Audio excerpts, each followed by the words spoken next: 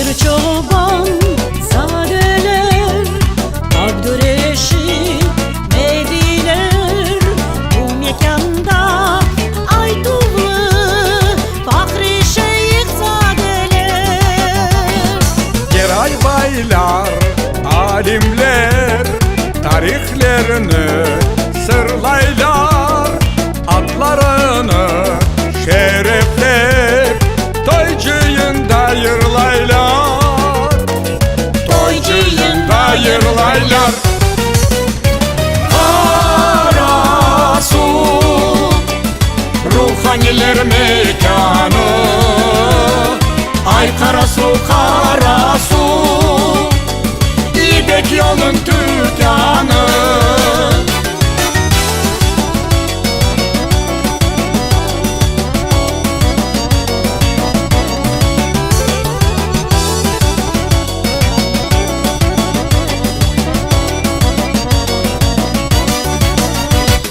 Zorluklarını atlatıp kayıttı millet vatana, horluklarına dayanıp namı gitti dünyaya.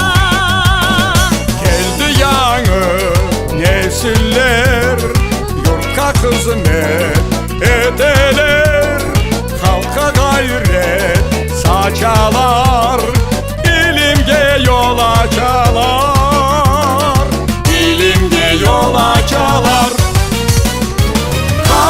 Karasu alimlerinin deryağı,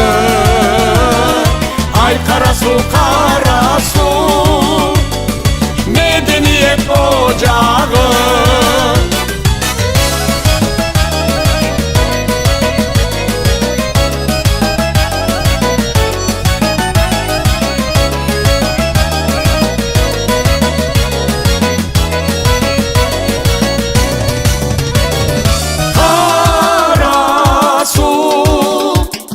Ruhaniler mekanı, ay Karasu Karasu, İpek yolun tükanı.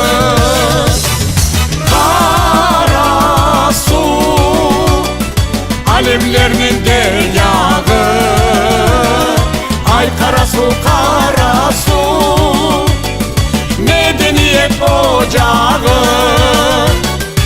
Ay Karasu Karasu Karasu, medeniyet ocağı, medeniyet ocağı, Medeniyet ocağı. Karasu.